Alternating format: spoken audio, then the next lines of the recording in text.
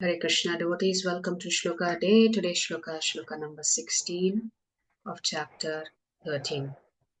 Bahirantascha bhutanam Bahirantascha bhutanam acharam charameva cha acharam charameva cha sukshmatvat tadavijneyam sukshamatva tadvigyayam durastham chantike cha tat. durastham chantike cha tat. Word for word meaning, translation. With purport by His Divine Grace, Srila A.C. Bhaktivedanta Swami Prabhupada, Srila Prabhupada Ki Jai. Bahihi, Bahihi, outside. outside. Antaha, Antaha, inside. inside. Cha, Cha, also. also. Bhutanam, Bhutanam, of all living entities. of all living entities. Acharam, Acharam, not moving. not moving. Charam, Charam, moving. moving. Eva, Eva, also. also. Cha, Cha, and. and. Sukshmatvat, Sukshamtvat, on account of being subtle. on account of being subtle. Tat, Tat, that. that. Avijneyam, Avigneyam, unknowable. unknowable. Durastham, Durastham, far away. far away. Cha, Cha, also. also. Antike, Antike, near. near. Cha, Cha, and. and. Tat, Tat, that. that. Translation: the supreme truth The supreme truth exists outside and inside of all living beings. exists outside and inside of all living beings. The moving and the non-moving. The moving and the non-moving. Because he is subtle. Because he is subtle. He is beyond the power of the material senses to see or to know. He is beyond the power of the material senses to see or to know. Although far, far away. Although far, far away. He is also near to all. He is also near to all. Yeah. So Prabhupada writes, in Vedic literature, we understand that Narayana, the Supreme Person, is residing both outside and inside of every living entity. He is present in both the spiritual and material worlds. Although he is far, far away, still he is near to us. These are the statements of Vedic literature. Asino duram rajati shayano yati sarvataha. Katha Upanishad 1.2.1. And because he is always engaged in transcendental bliss, we cannot understand how he is enjoying his full opulence. We cannot see or understand with these material senses. Therefore, in the Vedic language, it is said that to understand him, our material mind and senses cannot act. But one who has purified his mind and senses by practicing Krishna consciousness and devotional service can see him constantly. It is confirmed in Brahma Samhita that the devotee who has developed love for the Supreme God can see him always, without cessation. And it is confirmed in Bhagavad Gita that he can be seen and understood only by the devotional service. Bhaktya tvananyaya shakya. His Grace Chaitanya Charan Prabhu writes, for the non-devotees, Krishna is far away. For the devotees, he is close. So that's one way in which we can understand what this means when the Lord says he is far, far away and yet he is close to everyone. How can these inconceivable attributes be understood? At one level, we can say that Bhagavan is far away and Paramatma is close to us. Super Soul is inside us and Kshirodakshai Vishnu is outside us as Mahavishnu or Garbhodakshai Vishnu. So like that, we can understand these verses. Another way to understanding is these are recognizing the glory of the Supreme Being who has extraordinary attributes.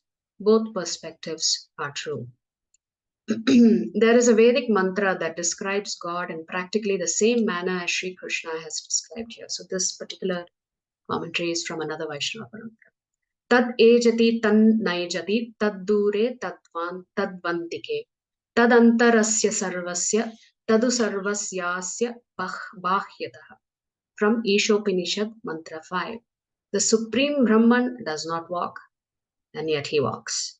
He is far, but he is also near. He exists inside everything, but he is also outside everything. Previously, in verse number 3, Sri Krishna said that to know God is true knowledge. However, here he states that the supreme entity is incomprehensible.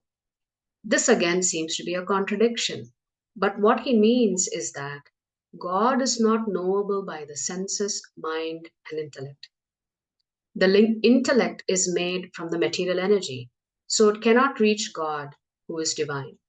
However, if God himself bestows his grace upon someone, that fortunate soul can come to know him.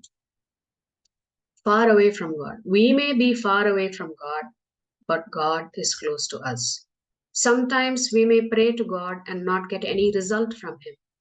And because of that, we may feel that he's very far away from us. Actually, he's extremely close to us. We as souls are present in our hearts, and the super soul is closer to us than any other person can ever be. Unfortunately, it is we who have turned away from him, and that is why we don't feel his proximity. So, as in essence, when is the Lord close to you? When you have him in your life on a daily basis, 24/7. When is the Lord far away from you? When you have put a great distance between yourself and the Supreme Lord. Bhakti Yoga is the process by which we can turn our consciousness toward him and start feeling his presence more and more until it becomes a constant, enriching, empowering divinity present within us. So His Grace Chaitanya Charan Prabhu has written one nice commentary with that, which I thought we could read. When Krishna seems far away, it is we who have strayed away.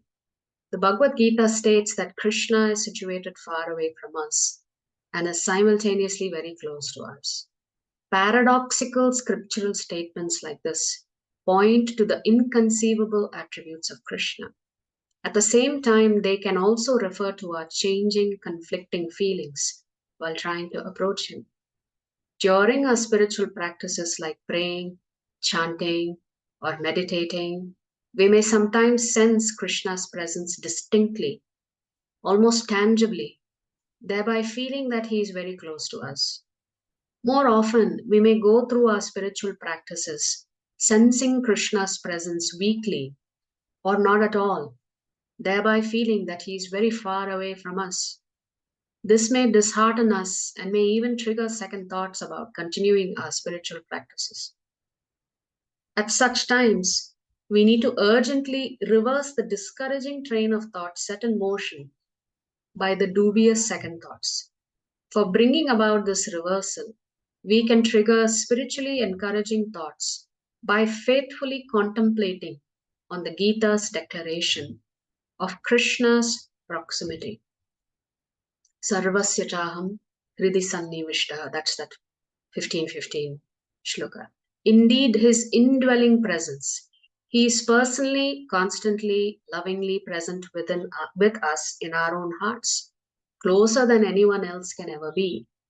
Remembering such scriptural declarations of Krishna's proximity will give us the strength to persevere in our spiritual practices, which will soon restore our devotional disposition. This disposition will enable us to re-experience Krishna's presence in the form of divine solace and sublime warmth. Then we will recognize that he has never gone far away. It was we who had temporarily strayed away. So there are various ways in which you can understand this particular shloka.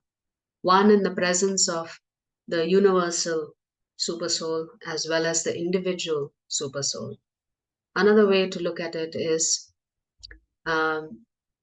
in the sense that the universal super soul is outside us, the individual super soul is within us.